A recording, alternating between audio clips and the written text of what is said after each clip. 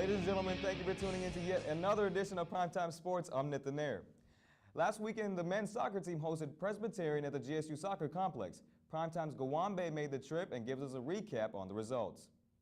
After two consecutive defeats at away games, Georgia State University's men's soccer team is now looking forward to end this relay as they host Presbyterian soccer team, whom are here to revenge for their 5-1 defeat from the previous season.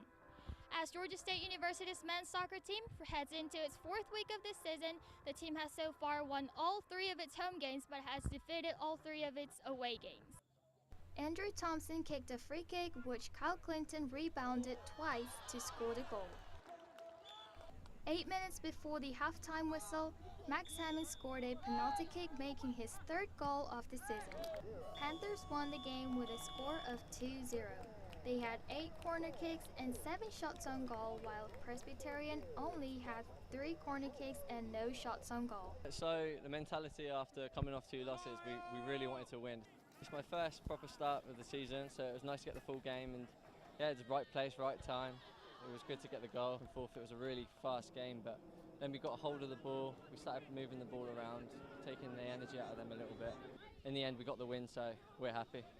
The next home game will be on the 2nd of October against the University of the Pacific. For Primetime Sports, I'm Gawambe. Thank you, Guam. The team racked up its first road win this past Wednesday, winning 3-2 in overtime against UNC Asheville. The team is now suiting up to take on South Carolina this Saturday. Primetime Sports reporter Cecil Hannibal tells us how the team is preparing for this matchup. The Georgia State men's soccer team is set to play South Carolina this Saturday. The last time the two teams met, the Gamecocks won in overtime with a score of 2-1. I had a chance to catch up with redshirt freshman Oliver Haynes about how the team is preparing for this week's matchup, saying, quote, "I think we have a team who's going to score goals, so we just need to make sure we can shut them out. If we get a shutout, then we can definitely win." The Gamecocks are currently on a 3-game win streak. Follow Primetime Sports for continuous coverage of the men's soccer team. Reporting here at Panthersville, I'm Cecil Hannibal. Thank you, Cecil. Now switching to the American gridiron, I'm now joined by Joey Redmond to talk some GSU football. The guys gave a strong effort against 9th-ranked Wisconsin, but still fell short, losing 23-17. Joey, thanks for joining me today. You're welcome, Nathan. It's good to be here. Good to talk some gridiron football. And this Wisconsin game was a close one, and one I think that maybe gave a lot of Panther fans some hope for the future, but there are some inconsistencies here with this season. They are 0-3, and we want to discuss those and see if we can hash out what the team needs to do in the future. Right now, in my opinion, the Panthers are a team without an identity. And if you're a football team that lacks an identity, you are a football team that's not going to win games. Because very simply, your identity is the way you game plan. If every single week you go into a situation and have to game plan differently, you're not going to have a consistency in the way you operate during practice. Last season, we saw a lot of success behind the arm of Nick Arbuckle.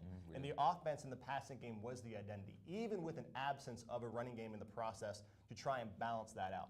Now that we've lost Nick Arbuckle to the draft, and now I think he's playing in Canada, if I'm not mistaken. He's out there trying to make a name for himself, so we wish him the best of luck. We do. But now as the season moves in to where we are now, or the team moves into this season where we are now, we've made a switch to where I think the defense is now our best asset on the football team. And when you're trying to recreate a successful offense by force-feeding 2 quarterbacks into the system inconsistently, you're going to give your defense a lot of headaches because the quarterback doesn't just lead the offense. He leads the team. And if you're leaning on the wrong guy or a different guy every week, or you don't know who the starting quarterback is going to be going into every game every week, and the defense doesn't know who he's going to play for, they're sort of just playing for themselves, and it can really throw things off. There's a lot of leadership over there, and that's what makes them so good, and I think that's a big reason why we came so close in the Wisconsin game, even though Wisconsin was without their starting running back, Corey Clement, with an ankle injury. That was a big missing piece for them. It left the offense a little bit more one-dimensional. The Panthers were able to stuff the box on the predictable run plays and keep the Badgers' offense honest in the air. And that led to a lot of success. But defense wins championships, Nathan. Definitely. But offense wins games. You're right. And unless you have that offense that can move the ball, you're not going to win those games to even give your defense a chance to win a championship. Yeah, you mentioned that the whole 2-quarterback system that we're trying to run, but do you think Connor Manning has solidified his spot as a starter after watching this Wisconsin game? Just 3 games in, Connor's completed more than 57% of his passes. He's gone for 567 yards, 3 touchdowns and a pick. So he's not necessarily making himself a lead candidate for the position over Aaron Winchester with those numbers. They're decent numbers, but they're also numbers that haven't produced a victory yet. And not all that is on him because he hasn't played every single snap. But sometimes that's the problem. In my opinion, it is better to lose every game with the same quarterback than lose every game or even win 2 games by using 2 quarterbacks. Because at least if you have the same quarterback and you lose every game, you can watch the tape consistently every single week, and you can see, okay, how can we tweak this here? How can we move this receiver inside versus outside? How can we change the running back packages? What can we do to try and improve the way the offense flows? If you use more than one quarterback, you're not going to have that option. And with Connor, I think he's probably the better fit. He's a little more prototypical style quarterback. He was brought in to the school to kind of be the guy. And for that reason, with these numbers, since they're not that much better or not that much worse than Aaron, I think we can trust Connor going forward. And I hope that the football team decides to stick with him in the future. Okay, we have a tough schedule coming up, Joey. We know that. We have App State coming up. What do you think this team needs to do in order to get this first win? The team needs to play to the level of their competition, which sometimes is the worst part about their game, and sometimes it's the best part about their game. We saw that in the opener against Ball State. We blew out Ball State last season. Yeah, we did. We opened up the season with Ball State with an inconsistent offense. We played 2 quarterbacks in that game at home, and as a result, we lost. And when we go to play Wisconsin, we lean on Connor, and we compete, right? And there is something to be said for the Panthers being able to play up or down to their competition, which again can be good or bad. I will look back at the Georgia Southern game last season, where the Panthers were 20-point underdogs in the last game of the year going into Southern. People said they had no chance of winning, and the final score of that game was 34-7, because they not only played to the level of their competition, they exceeded expectations and, for all intents and purposes, obliterated the competition out there on that gridiron. So in order to continue to try and push for the win, lean on a quarterback, give the defense somebody to play for, and play to the level of your competition. Don't look at yourself or feel like you're a football team with inconsistencies. As long as you find the consistencies, you'll do what you can to play up to the competition, and you'll win a few games with this schedule doing just that.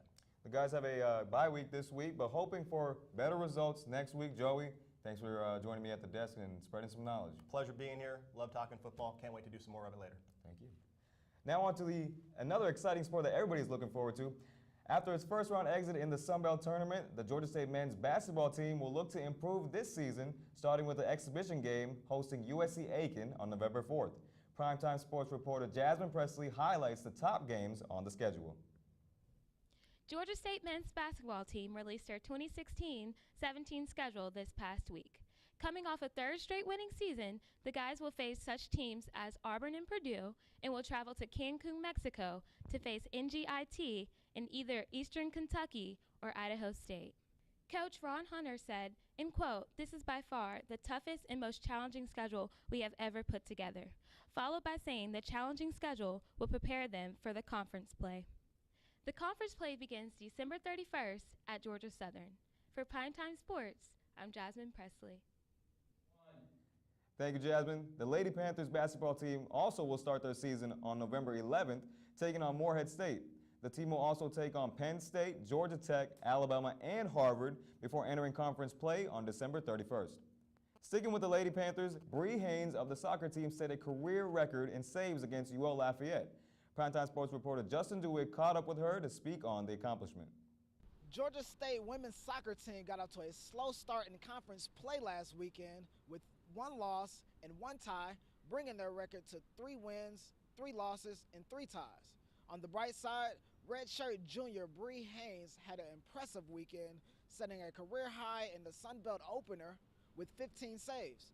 I spoke with Bree earlier and she said, quote, "It's always nice to set a new career high, especially in the Sun Belt opener, but I have to give credit to my team for fighting the entire 110 minutes." She's happy about the accomplishment, but is more concerned about the team's overall success.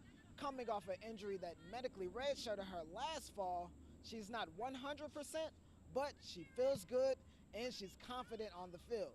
The team will be hosting Coastal Carolina this Friday, and Bree is focused on leading her team to their next victory. For Primetime Sports, I'm Justin DeWitt.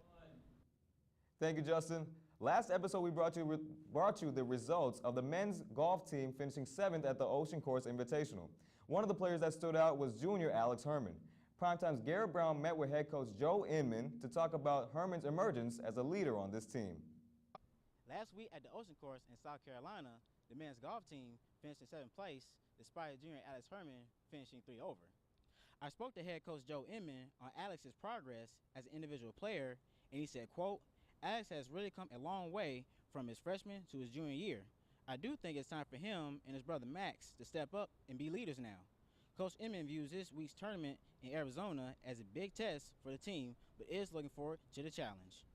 GSU will serve as the host for the 3-day event at the Mirabel Golf Club. For Primetime Sports, I'm Garrett Brown. Thank you, Garrett. The volleyball team will jump into conference play starting today as they face UL Lafayette. The team will look to improve from its 3-13 Sunbelt record from last year. That's it for this episode. Next week, Joey Redmond will be taking over the desk to deliver everything Georgia State sports. Remember to subscribe to our YouTube channel, follow us on Twitter at Prime Sports with a Z, and like us on Facebook. I'm Nathan Nair. Enjoy your week.